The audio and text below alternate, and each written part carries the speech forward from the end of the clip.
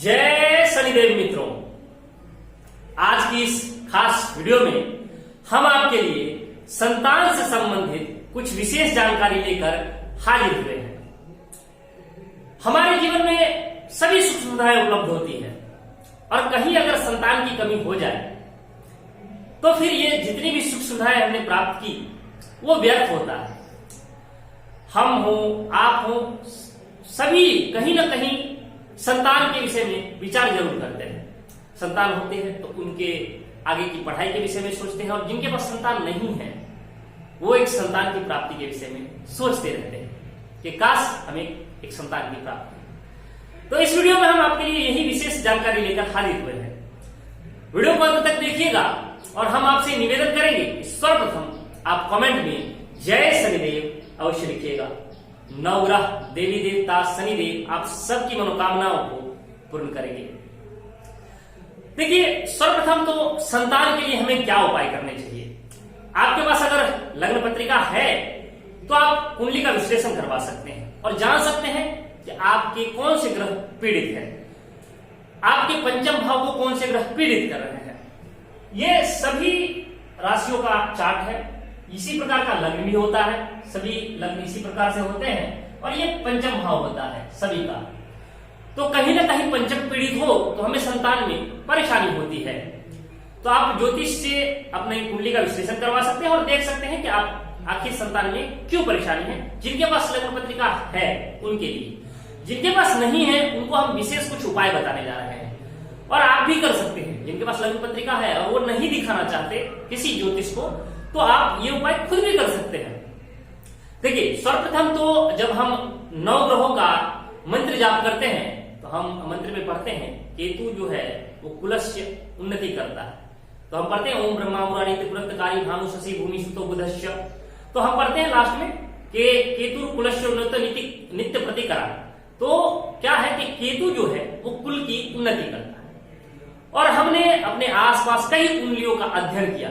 देखिए, जो हमने अध्ययन किया वही आपके साथ हम शेयर करते हैं। हमने अध्ययन किया और हमने देखा कि उनको संतान की प्राप्ति कब कब हुई। जब केतु की दशा और अंतरदशा आई, केतु की अंतरदशा और महादशा हो तो संतान की प्राप्ति हुई।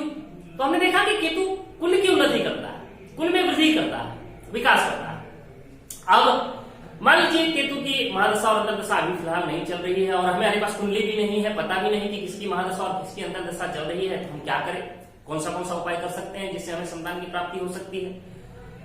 देखिए, सबसे पहले तो केतु के बीज मंत्र का आप जाप कर सकते हैं। ओम के केतवे नमः 108 बार रुद्राक्ष की माला से जाप कर सकते हैं। कीजिए, आपको इसमें जरूर है कि कुछ न कुछ लाभ होगा। ठीक है। इसके बाद आप केतु के स्रोत का भी पाठ कर सकते हैं। ओम प्लास पुष्प संकासम तारकाग्रह मस्तकम रौद्रम रौद्रात्मकम घोरम तम केतुर प्रणमामि हम। तो आप इसका भी जाप कर सकते हैं। इसका आप एक बार भी जाप कीजिए, कोई बात नहीं। और बीज मंत्र का आप 108 बार नित्य जाप कीजिएगा।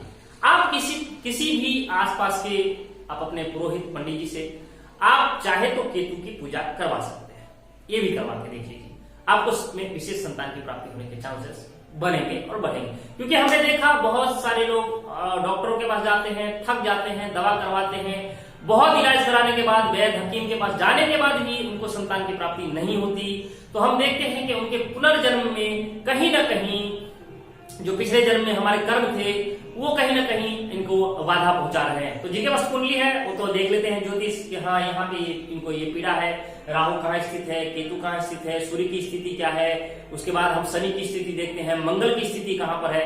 तो ये सब स्थिति देखते हैं क्योंकि अशुभ ग्रहों का प्रभाव अत्यधिक होगा और जो पंचमेश है वो अशुभ स्थान पर स्थित होंगे तो पीड़ा होगी। हमारे पंचमेश ये मंगल है और मंगल बैठ गए हैं अष्टम भाव में जाकर, यहाँ शनि बैठे हैं, यहाँ दृष्टि है, यहाँ से राहु की दृष्टि है, यहाँ केतु खुद बैठे हुए हैं, गुरु की जो स्थिति है वो द्वादश भाव में जाकर बैठे हैं। तो देखेंगे कहीं ना कहीं तो पीड़ा है इनको, कहीं तो परेशानी है संतान भाव में। तो ऐसी स्थिति भी हम देख लेते हैं। तो जिनके पास कुंडली है उनके पास, लेकिन नहीं है तो फिर आप केतु की पूजा करें और उपासना करें। इससे कहीं ना कहीं आपको विशेष लाभ अवश्य प्राप्त होगा।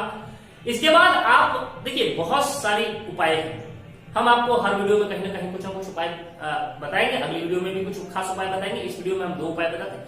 एक आप अपने घर में नाग की पूजा करवा सकते हैं, जिसे हम काल सर्प दोष कहते हैं, ठीक है, सर्प श्राप कहते हैं।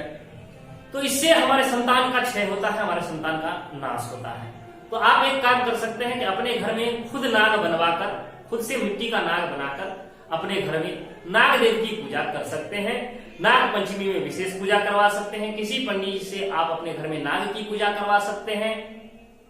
तो इसका आप विशेष ध्यान रखेंगे कि अगर आप नाग पूजा करवाते हैं, केतु की पूजा करवाते हैं, तो आपको संतान की प्राप्ति होती है। ये खास उपाय आप अवश्य कीजिएगा।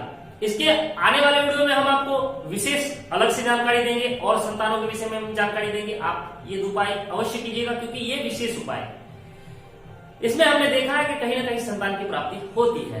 तो आप अवश्य कीजिएगा। और नवग्रह, देवी देवता, शनिदेव आप सबकी मनोकामनाओं को पूर्ण करें, ऐसा मैं उनसे प्रार्थना करता हूं।